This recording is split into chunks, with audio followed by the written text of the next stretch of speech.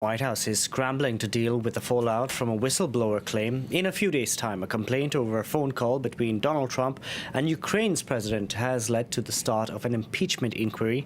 The U.S. president says the person who handed the whistleblower the information is close to a spy.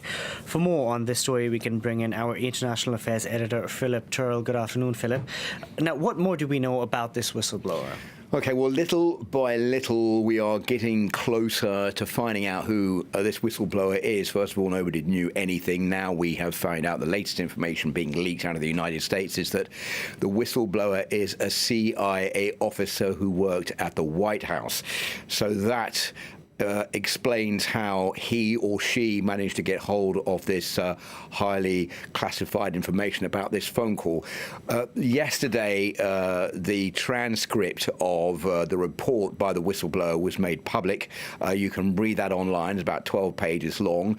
It's more informative than the transcript of the phone call, the actual phone call between Donald Trump and the Ukrainian President Zelensky, which was released a couple of days ago. And it clearly says that the White House attempted to cover up this telephone call by placing it on a different server to the ones that phone calls are normally put on, because they realized that it was highly sensitive material, and the server that it was put on was reserved for very highly sensitive calls that should not be open to scrutiny by people because they could compromise national security.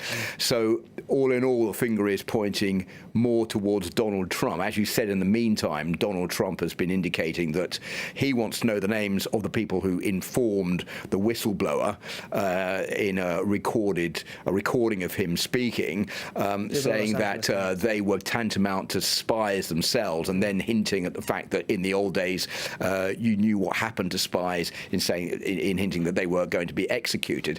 So that has called for people called for a greater restraint on identifying this informant, because there are fears that his life could be in danger. Now, if he does actually come forward and agree to give a statement before the House Intelligence Committee, the person has said that they want their lawyers to be present before that is agreed upon. So we still don't know whether or not we're going to get that live witness account. But because of fears for the person's life, this is why their identity is being kept secret? Is it safe to say? I think that they don't want to be identified, obviously, because they're scared for their safety afterwards.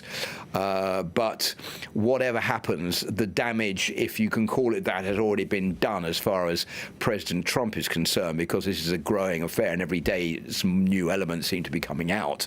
And it appears that the impeachment process is going to take place, because I think the Democrats believe that they have enough elements now to be able to launch the impeachment proceedings, and the finger pointing fairly and squarely at Donald Trump. Now, the whistleblower report has raised a lot of questions, not so many answers. Well, that is true, and what we don't know is, the bottom line here is the phone call between Donald Trump and President Zelensky, newly elected president of Ukraine, came back in July, where Donald Trump asked for information about Hunter Biden, the son of Joe Biden, who was working for an energy company in Ukraine. He wanted information on that because apparently a prosecutor was inquiring into that company, and Joe Biden wanted that prosecutor removed and threatened to withhold $1 billion in aid from the United States to Ukraine until that happened. The argument from Joe Biden is that the prosecutor wasn't doing his job properly and wasn't clamping down on corruption.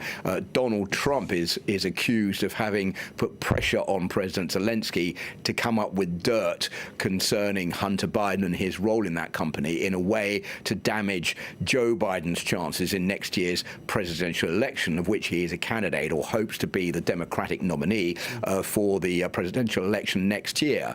And so with this whistleblower report, the transcript of the telephone conversation, and the fact that Donald Trump is seen in that conversation to ask for a favor in exchange for information about Hunter Biden is enough grounds for the Democrats, they say, to launch these proceedings to get the president impeached. Quid pro quo. Thank you very much for that, Philip. Philip Turl reporting now.